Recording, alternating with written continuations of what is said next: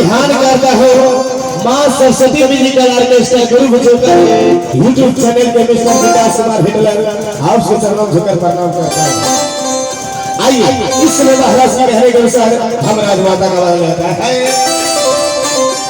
अहे बोलिए है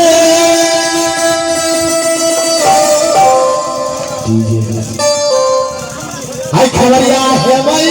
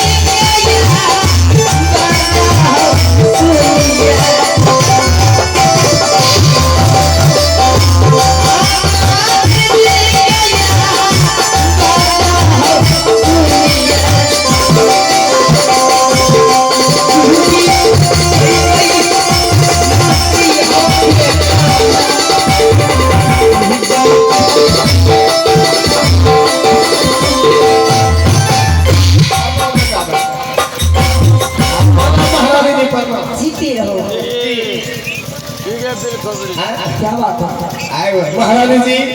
इस समय हमें महाराज राजदरबार बैठ के बेसब्री साहब का इंतजार कर रहे हैं। ओ मेरा स्वामी जी। हाँ मेरा स्वामी जी। आप ये बताइए मेरा स्वामी जी आपके मांग में सिंदूर डाले थे। बताओ बात है। नहीं हम रामो तुम कहना सिंदूर डालते हैं। आप क्यों कह रहे थे मेरा स्वामी जी? ओ गलता हो गया महारानी जी, गलता हो गया। फिर गलत बोल रहे हैं। गलतियों बोलिए। गलता नहीं गलती। जी इस समय हंस चलने का आदर कीजिए महारानी जी। चलो हाँ जो ऐसा करो।